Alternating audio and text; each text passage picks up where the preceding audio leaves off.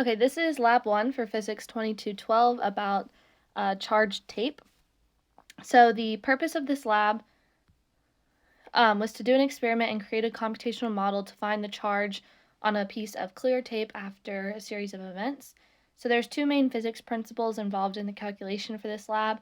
The first is Coulomb's law, and the primary thing we're using with that is that like charges are going to repel each other and opposite charges are going to attract. So we're going to use that principle to determine if the charge on the tape is positive or negative.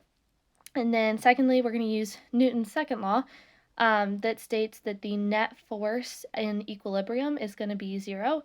So in this case, we have two forces interacting, the force of gravity and the electric force.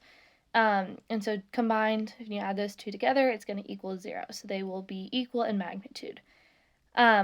The main result for the lab was that the two U-tapes repelled each other because they had like charges, and that the clear tape had a positive charge of 1.3 times 10 to the negative 8 coulombs.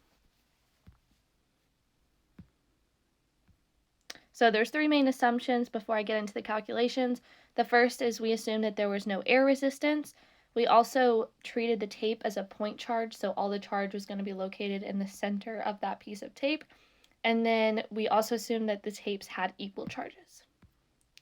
So the procedure for this was to attach a base tape to a table and then make a loop on a second piece of tape to hold, and then stick that tape down, and then once it was attached, you would quickly rip it off, and by just holding the end, you would set that aside, repeat the steps, so then you have two charged tapes, and then do a series of observations, one with your hand, one with the tapes near each other, and then one with a pen with a negative charge, and that negative charge was created by running the pen through hair.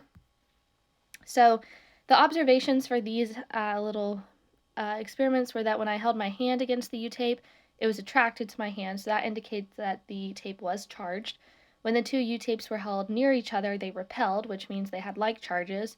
And when I held the negatively charged pen against the tape, they were attracted. So based on that, we know that the tape had a positive charge. So the conclusion from these observations is that both the tapes had a positive charge. So again, going back to those main principles used, at equilibrium, the force of gravity and the electric force are going to be equal in magnitude and sum to zero. And the electric force is that same equation that we've been using, the 9 times 10 to the 9th times the charge divided by the distance, the magnitude of the distance squared times that distance vector.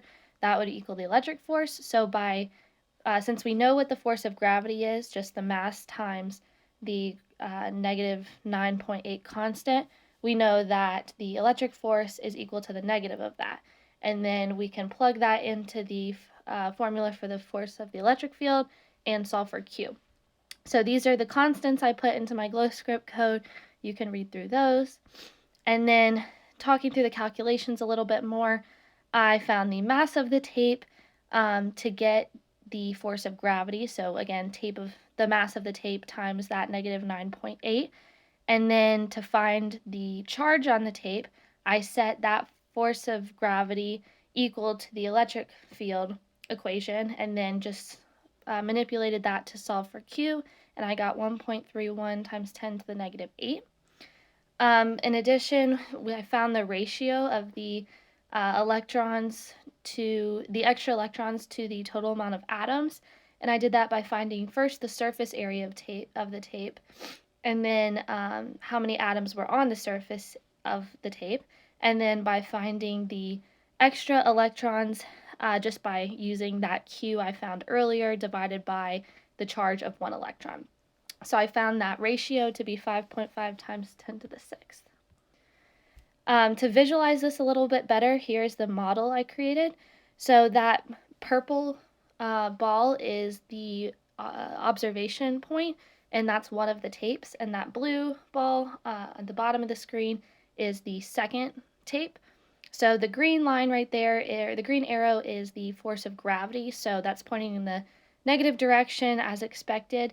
And because we know that tapes are at equilibrium and the net force has to be zero, the electric force is pointing in the opposite direction as the force of gravity, So it's pointing in the positive y direction with the same exact magnitude. So if the charges for the protons and electrons were flipped, pretty much the same situation would occur. The magnitude would stay the same. They would still repel each other. The only difference is that the charge would be negative rather than positive. Secondly, it's important to handle the tape as little as possible because any interaction with other objects that have a more neutral charge will cause the tape to lose some of those extra electrons. And I have my GlowScript code linked below.